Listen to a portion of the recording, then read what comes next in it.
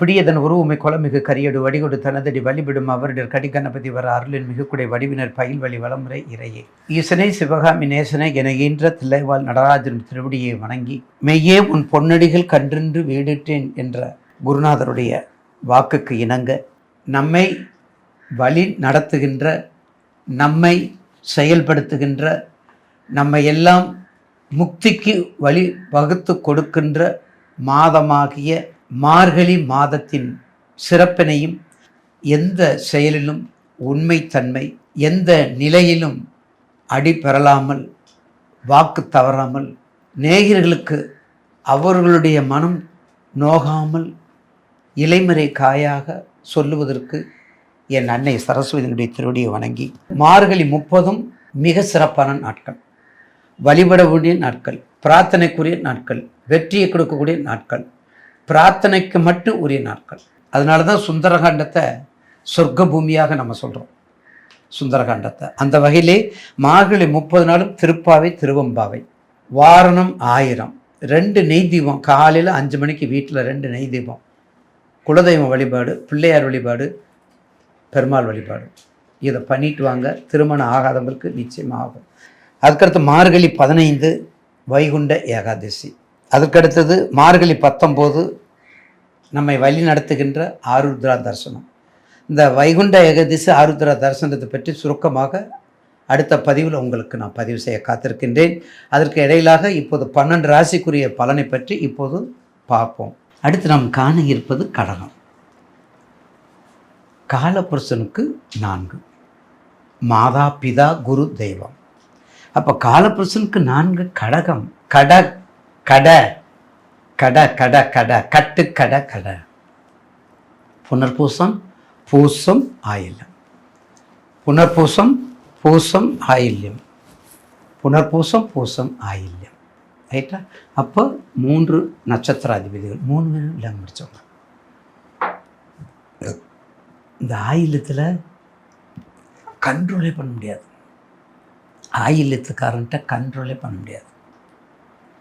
கடந்த காலங்களில்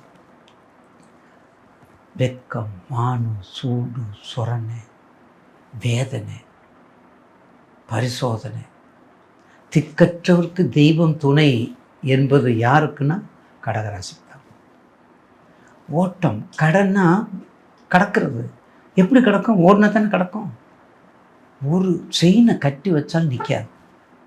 எந்த குழந்தையாக இருந்தாலும் சரி, 7 வயசாக இருந்தாலும் சரி, இல்லை என் வயசு 70 இருந்தாலும் சரி, இல்லை 70 100 வயசாக இருந்தாலும் சரி, 100 வயசு இருந்த கிழவன் என்ன பண்ணுவாங்க தெரியுமா?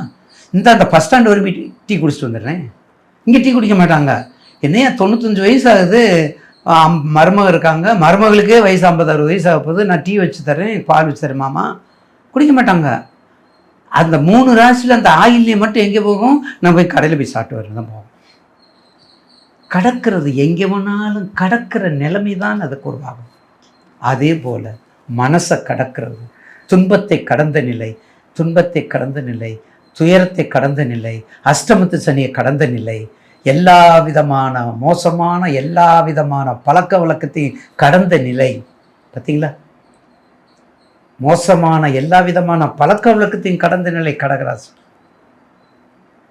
இது எல்லாம் போய் இப்போது உங்களுக்கு ஒரு புனிதமான மார்கழி மாதம், ஒரு வழிகாட்டியான மார்கழி மாதம், ஸ்பெசிஃபிக்காக உங்களை நல்ல நடத்தையை கொண்டு வருவது மார்கழி மாதம், நல்ல குணத்தை கொடுப்பதும் மார்கழி மாதம். உங்கள் தசாபத்தியை பக்கத்தில் வச்சுக்கங்க.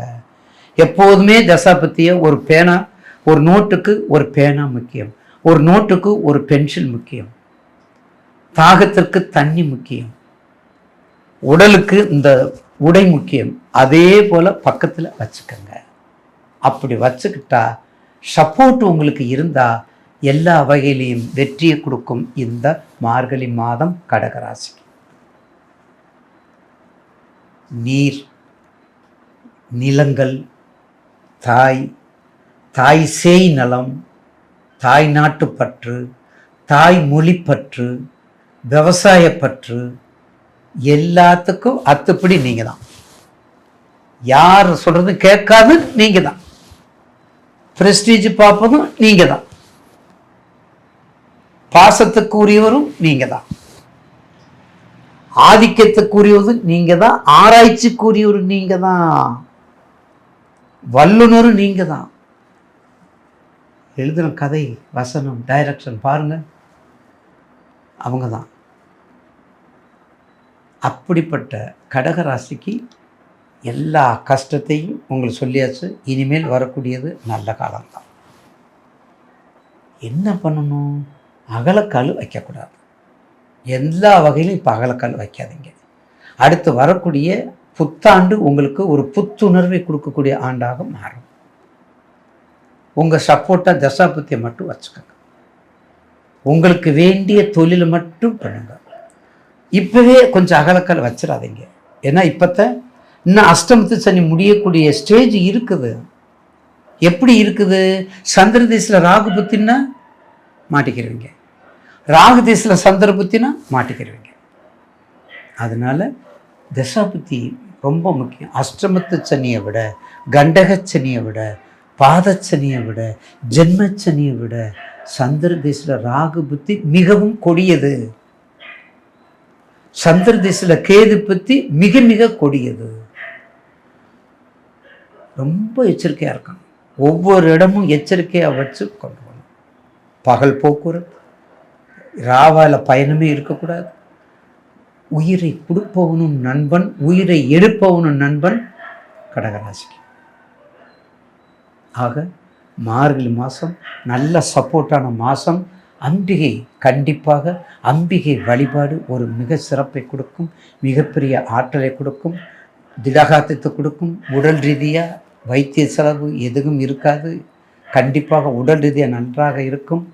ஆன்மீகத்தில் வருவீங்க. ஆன்மீகம் எவ்வளவுக்கு எவ்வளவு கீழ்நிலை போனாலும் ஆன்மீகத்தில் கெட்டிக்காரவங்களை வருவீங்க. தானியம்னாலும் சரி, நீர் சம்மந்தப்பட்ட தொழில், சப்மெரிசன் சம்மந்தப்பட்டது, வண்டி வாகனம் சம்மந்தப்பட்டது, பூக்கள் சம்மந்தப்பட்டது, அழகு சம்மந்தப்பட்டது, தாயினுடைய நலம் எல்லாமே நீங்கள் பார்த்துக்கிட்டிங்கன்னா இந்த மார்கழி மாதத்தை அப்படியே ஒரு மகத்தான மாதமாக உங்களுக்கு மாறும். வடக்கு முக அம்மன் வழிபாடு. இந்த வடக்கு முகன் அம்மன் வழிபாட்டில் அங்கே செவ்வாய் நீச்சம். செவ்வாய் நீச்சம் பெண்களுக்கு உரிய இடம். நான் ஏற்கனவே சொல்லியிருக்கிறேன், பெண்களுக்கு உரிய திருமணத்துக்குரியவன் செவ்வாய்.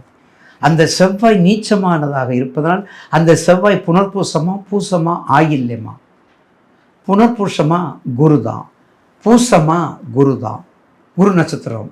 ஆயில்யம் மட்டும் புதனுடைய நட்சத்திரம். அப்போ அதுக்குரிய வாகனத்துக்குரிய அந்த பரிகாரத்தை செய்தால் கைமேல் பலன், அதில் மாற்று கருத்தும் இல்லை, எந்த விதமான